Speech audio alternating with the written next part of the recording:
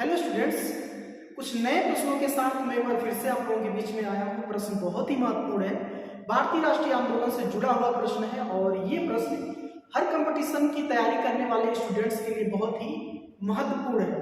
जितने भी प्रश्न मैंने यहाँ पर लिख रखे हैं, कंपटीशन की तैयारी करने वाले बच्चे कहीं ना कहीं इन प्रश्नों को एक बार जरूर देखे होंगे और साथ में वो भी स्टूडेंट्स जो ग्रेजुएशन फर्स्ट सेमेस्टर में है और पॉलिटिकल साइंस सब्जेक्ट ले रखा है, उन स्टूडेंट्स के लिए भी ये प्रश्न बहुत ही महत्वपूर्ण है। तो आज की वीडियो बहुत ही महत्वपूर्ण होने वाली है। मैं सभी प्रश्नों का आंसर आपको बताऊंगा, जितना भी यहाँ पर प्रश्न है। इसके पहले मैंने एक वीडियो और बना करके अपने काव्य क्लासेस के यूट्यूब चैनल पर अपलोड कर रखा है, उसका डिस्क्रिप्शन में आपको लिंक मिल जाएगा, तो वो भी वीडियो जाकर के आप लोग जरूर देखिएगा। तो आइए बिना देर करते हुए आज की चर्चा स्टार्ट करते हैं। और चर्चा स्टार्ट करने से पहले एक छोटी सी अपील, हमारे चैनल पर नए हैं तो चैनल को सब्सक्राइब करें, लाइक करें, मित्रों से शेयर करें, क्योंकि बहुत ही परिश्रम के साथ, बड़ी मेहनत के साथ इस तरह से व्हाइट बोर्ड पर लिखना बड़ा कठिन होता है और लगभग 2 घंटे लगते हैं इस तरह से लिखने में। तो अपना प्यार जरूर दीजिएगा, कमेंट के माध्यम से अपने विचार भी हमारे तक प्रकट करते रहिएगा। आइए स्टार्ट करते हैं आज की वीडियो। प्रश्न संख्या 1 कह रहा है कि स्वतंत्र भारत का प्रथम भारतीय गवर्नर जनरल था। यहाँ 2 तरह के प्रश्न बनते हैं और प्रश्न में बच्चे अक्सर गलती करते ही करते हैं। इस प्रश्न में प्रश्न ऐसे कभी कभी आता है कि स्वतंत्र भारत का प्रथम गवर्नर जनरल कौन था। तो अगर जो इस तरह से प्रश्न आए कि स्वतंत्र भारत का प्रथम गवर्नर जनरल कौन था, तो लॉर्ड माउंटबेटन का नाम आता है। लेकिन अगर जो वही पूछते कि प्रथम और आगे जो है भारतीय गवर्नर जनरल कौन था, तो ये थे सी राजगोपालाचारी। सी राजगोपालाचारी।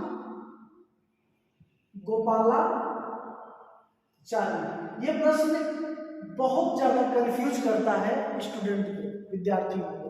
नेक्स्ट क्वेश्चन है, बंगाल का विभाजन कब और किसने किया। यहाँ पर 2 प्रश्न आपको मिल रहे हैं, यानी कि एक तरह से इसका विभाजन कब हुआ, तो इसका विभाजन हुआ था 1905 को।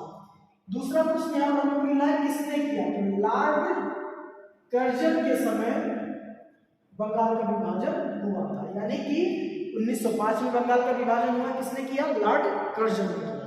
खैर अगले प्रश्न में बढ़ते हैं, सीमांत गांधी किसे कहा जाता है। तो सीमांत गांधी जो कहा जाता है, खान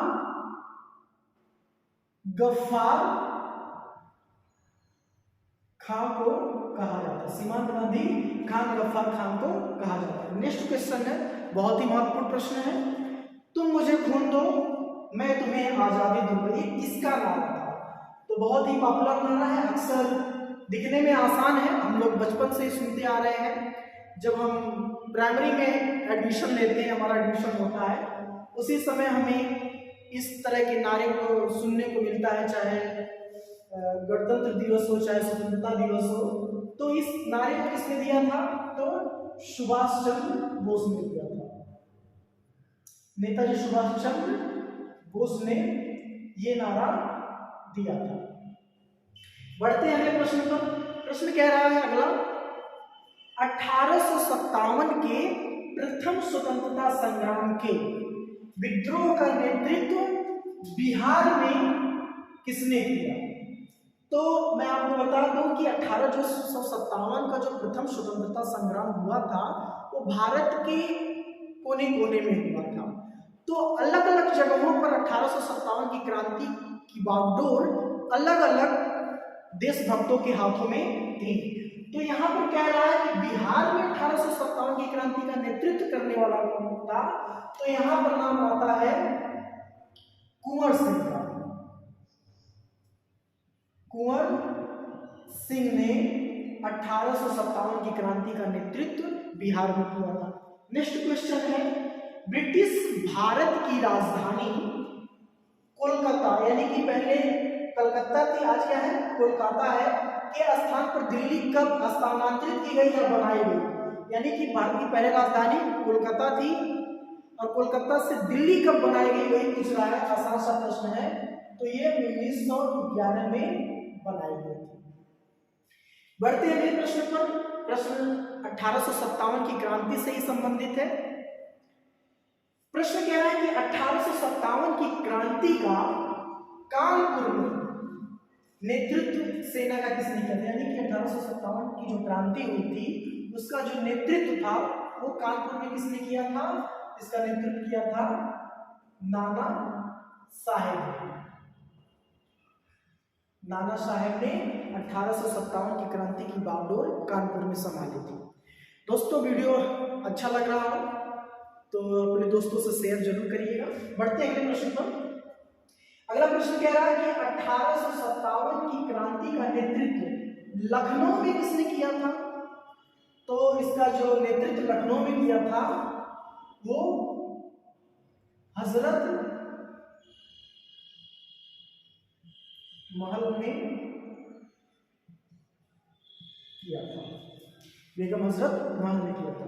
बढ़ते हैं अगले प्रश्न पर। प्रश्न संख्या कह रहा है नेक्स्ट 1857 का प्रथम स्वतंत्रता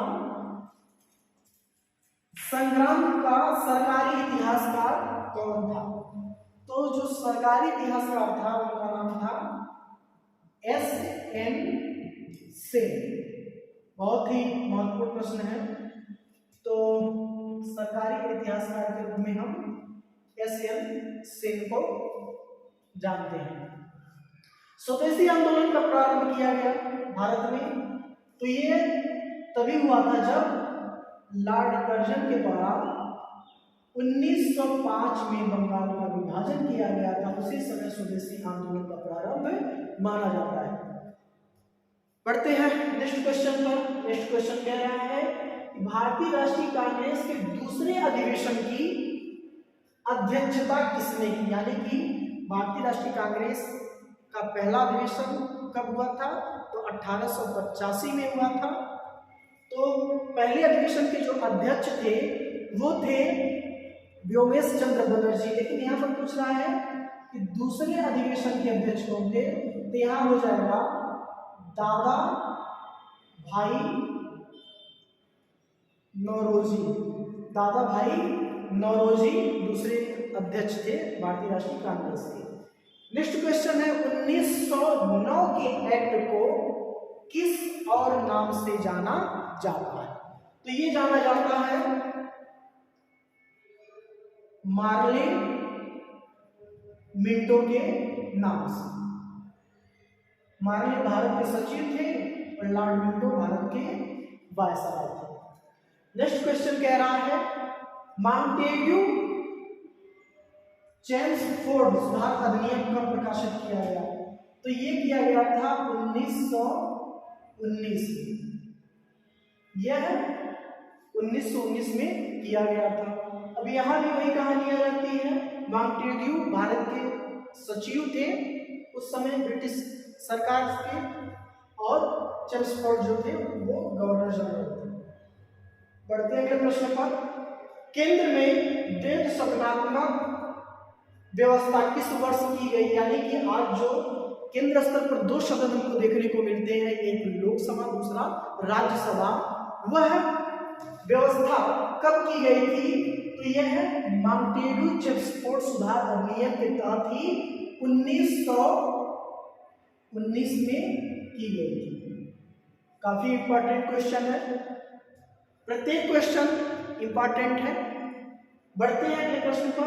लोकसभा में निर्वाचित होने के लिए किसी व्यक्ति की आयु कितनी होनी चाहिए? यानी कि अगर जो हमको सांसद बनना है तो हमारी आयु कितनी होनी चाहिए? आपकी आयु कितनी होनी चाहिए? इसकी आयु होनी चाहिए 25 ईयर, 25 वर्ष होनी चाहिए।